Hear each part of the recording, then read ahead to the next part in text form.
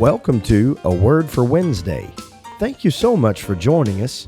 Each Wednesday you will find Boggs Family Ministries is here with our host, Davy Boggs. Having you along with us is a wonderful addition. Now, let's enjoy together A Word for Wednesday. Thank you, Brother Devin, and thank you for joining us today on A Word for Wednesday. We're coming to you today right in the middle of Dryden Rd Indoor Fellowship Meeting. This is a camp meeting, but as the name says, indoor. It's always one of the highlights of our year. Many years ago, when Kelly and I were visiting Dryden Rd, we attended fellowship meeting. Oh, it was such a change in our lives, and we are looking for great things this week. Our night speaker, Brother Bill Parks, excellent preacher. Day speaker, Brother Dwayne Gallagher. And last year, Brother Parks preached so awesome right to our family. And Brother Gallagher always preaches right to our family. Just tremendous preaching. And the Spirit of the Lord moving in the services, day services, night services, and the meals, and the fellowship. It all makes camp meeting. That got me to thinking today how important camp meetings have been in our lives. Now, camp meetings are not a new thing. They've been going on for hundreds of years. In fact, they started in the UK, and then they came to America. The Methodists had amazing camp meetings. There are stories of camp meetings of hundreds of people, even thousands of people being saved, people being moved by the Spirit of God. And this went on with several groups for 100 years or more in America.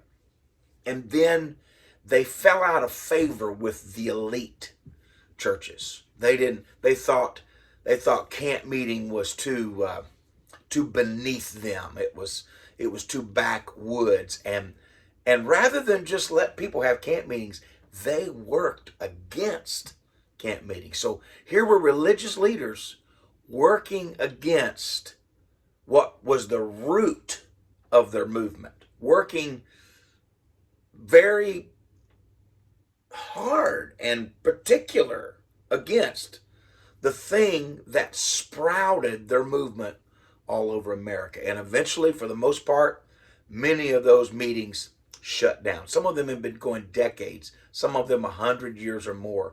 And those meetings were shut down. The buildings were torn down. Sometimes they were purposely burned down. And so camp meeting fell out of favor, but not with the Pentecostal folks and not with others.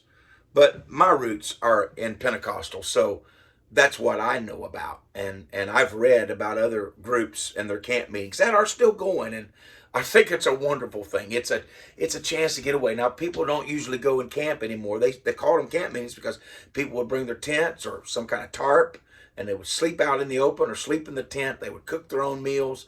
People would gather by the thousands and just live out in the woods in the field next to wherever the tabernacle was. That's why they called it camp meeting. Now, we've camped a lot of camp meetings, but we've camped in several different fifth wheels and in the bus, and we've stayed in the dorms that are provided several times before.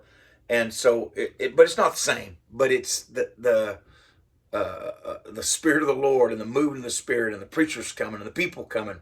That's still the same. What an impact camp meetings have had in our lives. Now, we attended that fellowship meeting at Dryden Rd in the late 80s. And then in 1988, we went down on Friday night. I got off work. We jumped in the car. Church was already started when we walked on to the grounds at Bond, where they had the camp meeting for years at the Anvil Institute.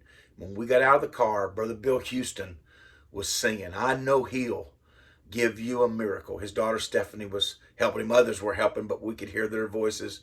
And the power of God was moving in that place. That gymnasium was jam-packed full of people. I don't know how many people that would hold all along both sides, and the floor covered people, probably 600 or 700 people. and people standing everywhere and running and shouting and rejoicing and getting saved. And man, it was just, we walked into that place. I told Kelly later, I said, this is our people. These are our people. This is a move of God we've got to have. We chose that move of God. We knew we needed it. And of course, the Bond Camp meeting has played an amazing role in our lives. From that Friday night in June, the camp meeting used to be held the first week of September, Labor Day week. That Friday night in June it's an amazing marker in our lives of turning us toward serving God with our whole hearts. We were trying, we were climbing, we were doing the best we could, and we were making the best decisions we could. But that was a high water mark that in our Christian experience. The next year, I went and stayed all week. First time I'd ever went to a camp meeting and stayed all week. It used to start then on Wednesday morning and run through Saturday night. So the day speaker preached 4 services. The night speaker preached 4 services. Brother Ralph Cox was the day speaker. Brother Benny Sutherland was the night speaker. Brother Benny preached. Oh, how he preached. If you never got to hear Brother Benny at Bond Camp meeting, there are tapes, there are CDs out there. You need to get them. He was always in his prime. God was touching him in amazing ways.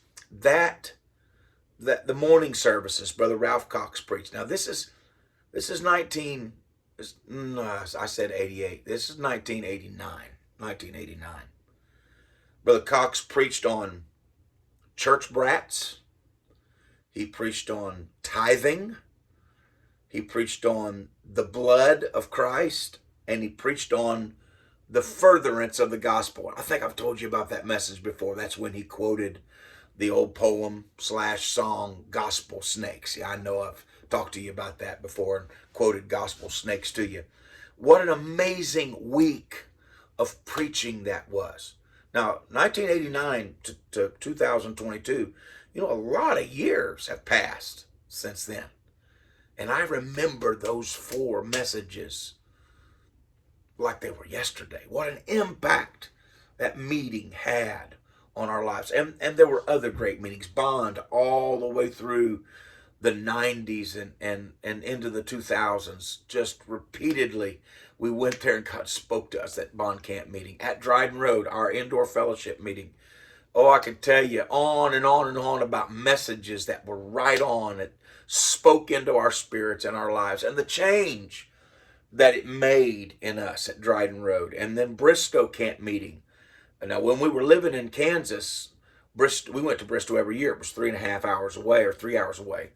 We don't go every year now. We try to go every other year. Sometimes it's every 3rd year. We love the Bristow Camp meeting. I could tell you about messages that were preached there.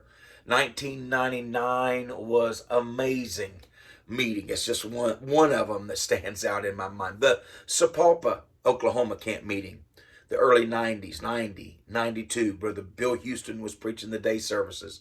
Brother Benny was preaching the night services. And oh, what amazing move of God. He worked in that meeting, man, just worked in our lives. And then other camp meetings that we've been to, the Richlands Camp meeting, the Fairland Camp meeting, and on and on and on it goes. And small meetings in small churches that have been so important. The Allentown Camp meeting. We've probably been to Allentown more than we have any other meeting besides Bond and Dryden Rd. And the Allentown Camp meeting has been an important meeting in our lives. I could point to certain messages and services that had an amazing impact on the Boggs family, on me and on Kelly Joe and on Odie, right there at Allentown. And I could go on and on and on. And I know I'm going to be able to talk about this meeting this week, just like all the rest. I know God's going to meet us there. But what I want to ask you, I want to be another moment or two. Have you ever went and enjoyed camp meeting? Have you ever just said, okay, I'm taking vacation and I'm going to church? Now, I know some families wouldn't think about taking their vacation and going to church. What a waste, they say. But I say, what an investment. To take your children to a camp meeting somewhere. Stay in a hotel or stay on the grounds or take your camper, whatever. Go to camp meeting. Go to day services. Get up and go to breakfast. Go to the day service. Go to lunch. Fellowship with people. Go to the youth service in the evening. Go to the night service. Ready to have church. And take your children. Oh, what amazing memories. Now, like I said, some families wouldn't think of it, but I think we should. Because I could tell you of conversations I've had all over this country where people, grown men, my age, older, a little younger, just say with tears, oh, the memories of camp meetings with mom and dad and my brothers or my sisters. Oh, the wonderful memories. No, we didn't go to Disney and we didn't get to go to the lake all the time. We didn't go to the caves. We didn't go to the beach. We didn't go to the mountains. Most of the time, our vacations, they would say, were at camp meeting. And what amazing experiences they had at camp meeting. Man, I'm looking for a move of God. How about you? Why don't you come to camp meeting? Why don't you make plans? I'm going to go to Dryden Rd. I'm going to go to Bond. Now that's the first week in October, second week in October, somewhere in October. Call Brother Kevin Lloyd and find out. And go to Bond camp meeting and go to Allentown and go to Bristow and go to Fairland, go to Richland, go to some of these meetings and see if it makes a difference in the lives of you and your family. I promise you, you go ready to let God move, and God will move in powerful ways. Oh, the blessing of camp meeting. Man, I'm looking forward to enjoying a whole bunch more of them if the Lord will let me live and enjoy them. And that's our word for Wednesday, an exhortation to find a camp meeting and go to it. Go all week. Plan on it. Take your family. Enjoy it.